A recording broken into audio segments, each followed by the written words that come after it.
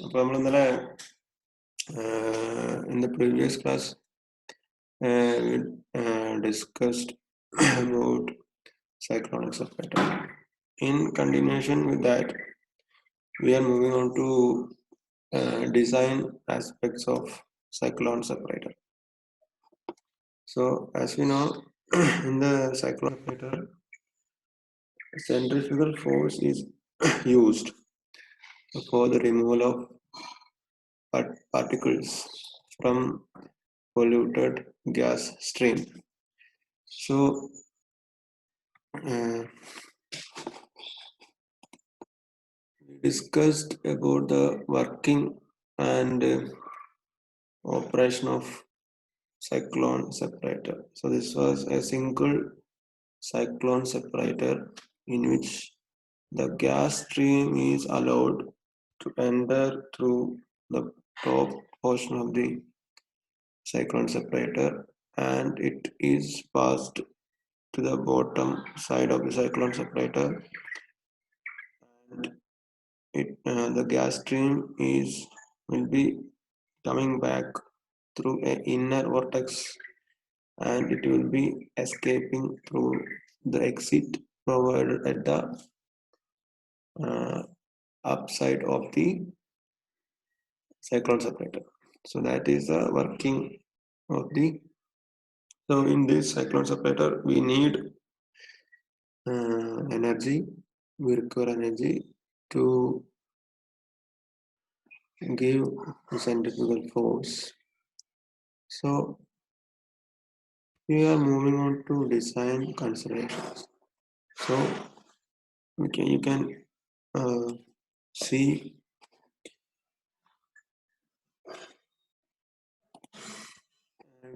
the figure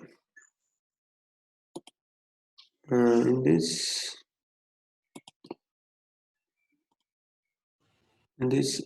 figure. This is the inlet portion, and this portion is conic cylindrical portion.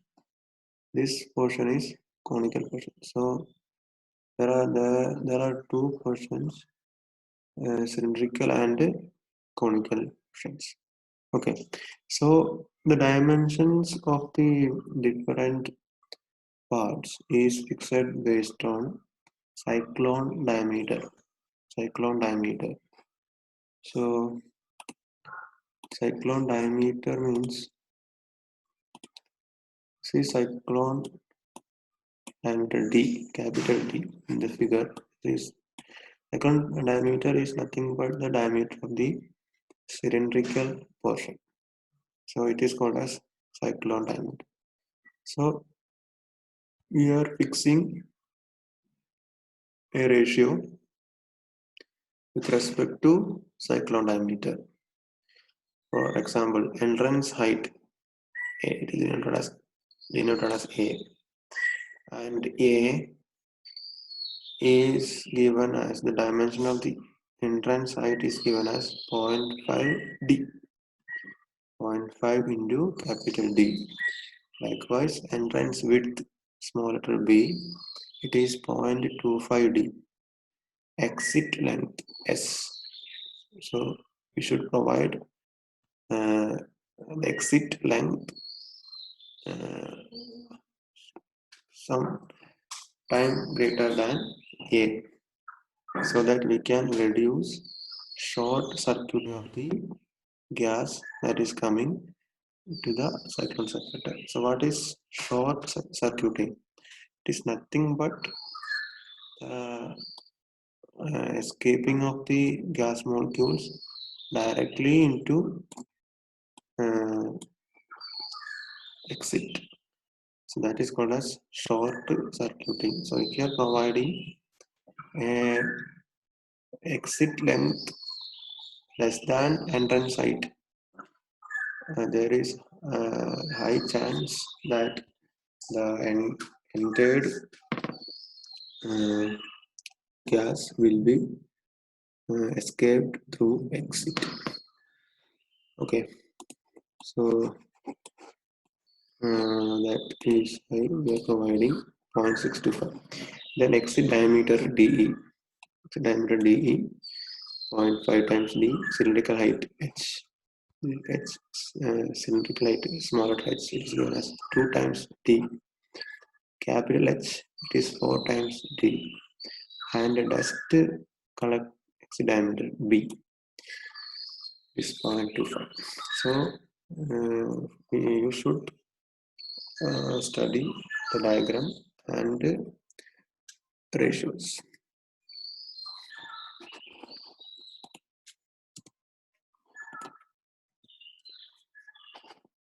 So in this particular slide, you can see a graph in which diameter of the particle is given the x-axis and collection efficiency is given at the y-axis. So you can see that as the diameter increases, the diameter is in micrometer. So 20 micrometer, 20 micrometer, the efficiency is 100%. For 10 micrometer, it is 25%. Because when the particle diameter uh, decreases, the efficiency also decreases. And actually, when the particle size is very low, the efficiency to remove that tiny particles will be very low, as we know. So it will be same for all types of devices. So for cyclone separator, main disadvantage is that the particle size that can be removed with almost 100% efficiency is size 10 micrometer. Okay, so that is the main disadvantage. So that is why in some cases cyclone separator are used as a pre-cleaner for electrostatic precipitators or fabric filters. Okay.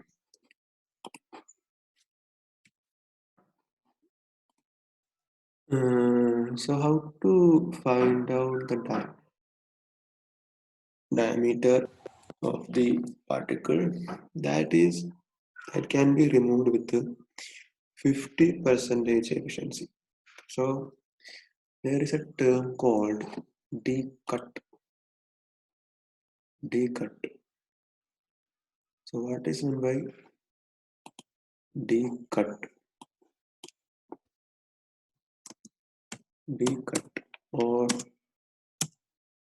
cut diameter.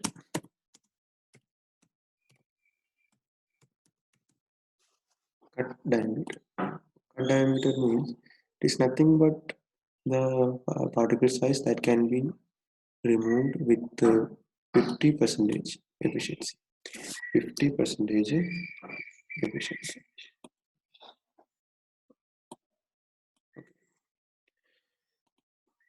So you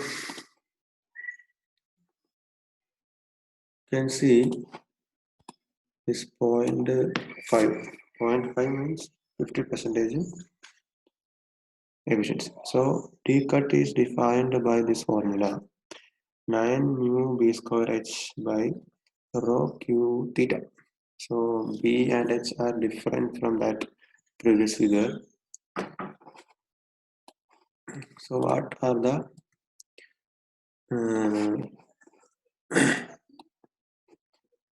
so d0 cut diameter, mu dynamic viscosity, beta width of entrance in meter, height of entrance in meter, then rho is the particle density, and q is the gas flow heat, theta is the number of turns in the cyclone.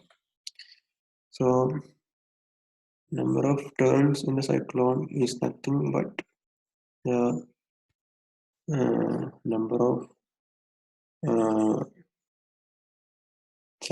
turns when the gas is moving from top to bottom of the cyclone separator, and it can be calculated by the formula given, or it can be given directly also. So you should understand, or you should remember this formula. D cut is equal to 9 root of 9 mu b square h by rho q theta.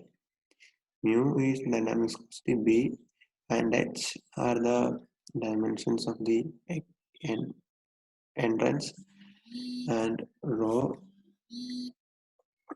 is the particle density, and q flow rate, and theta number of turns.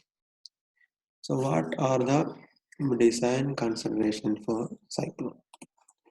So particle size. So particle size, which type of particles are to be removed? So that is very important for any device. For cyclones also, it is a major design consideration. So in general, cyclone separators are designed for removing particles greater than 5 micrometer. Then force exerted on the dust particles. So how much force to be exerted on the particles? So if the force is large, the efficiency of removal will be large. Then, but there is a problem with increasing the force, because if the force is increased, there is a chance that the pressure drop may increase. So that is why we will be sticking on to a optimum force. Then time that the force is exerted on the particle. The time, how much time you should give that particular force on the particles. Okay, so these are the design considerations. What are the advantages? So it is taken from EPA, US EPA, United States Environmental Protection Agency. So you can find out numerous PDFs available in the US EPA website, US EPA. So you can search US EPA. Then, so what are the advantages? So it is having low capital cost. The capital cost is very low because there is no moving particles, moving devices. We need a cyclone with a cylindrical portion and a cyclone portion, and we need a blower to provide the centrifugal force. Then no moving parts, therefore the maintenance is very low. If the moving parts are very high, there will be wear and tear, so that the maintenance cost will be high. Third one, relatively low pressure drop. So if you're comparing with the fabric filter, the pressure drop is very low. Temperature and pressure limitations are only dependent on the material. Yes. Temperature. We know the polluted gas coming from factories will be having high temperature. So if you are making the cyclone with a material that is having high temperature resistance, that is only key thing that we should consider while temperature of the flue gas. Fifth one, dry collection and disposal. You can collect the particles in a dry form. So why that is an advantage? So if you're collecting the particles in liquid form, we have to separately treat that sludge. So sludge is nothing but the form in which particles and liquids, the combination of liquids and particles. So that is called as sludge. So sludge has to be treated separately and disposed separately. Sixth, relatively small space requirement. So if you are comparing with the space required for electrostatic precipitators or fabric filters, the small space requirement. But the problem, the disadvantage is that the headroom requirement is high. Headroom means the height of the room required will be high. So that is one disadvantage. Then what are the other disadvantages? Relatively low PM collection efficiencies, particularly for PM particulate matter less than 10 micrometer. So already discussed. Then second one, unable to handle sticky or tacky materials. Sticky or tacky materials that cannot be easily separated. Then third one, high efficiency units may experience high pressure drops. So if you are increasing the centrifugal force, pressure drop will be high. These are the advantages and disadvantages. So these are very important as far as the exam is concerned. Okay. So these are the main points of cyclone separator. So you should know about the working. Then you should know about parts like cylindrical part is there, conical part is there, exit and entrance. Then there is a hopper provided at the bottom. So hopper is provided at the bottom to collect particles. Okay. Then what are the advantages, disadvantages? What are the design considerations? So how to remove particles that are disposed in the place, the material. So I said that the particles are discharged in the plates, the conical or cylindrical portion of the cyclone separator, and it is dislodged or removed by providing vibration or hammering. So that is why we are removing, and by providing the hammering or vibration, the particles are dislodged from the cyclone and it is collected at the bottom through hopper. So that is how we collect. And the collected dust particles are removed or disposed safely. So it can be used for making some other materials, like some construction materials can be maybe uh, uh, manufactured using the particles. So we can use that particles because it is collected in dry form. It is very easy to uh, dispose. So these are the main points regarding cyclone separator. So in the next class, I will be coming with the electrostatic precipitator. So please go through the materials that I will be circulating to you. Okay, thank you.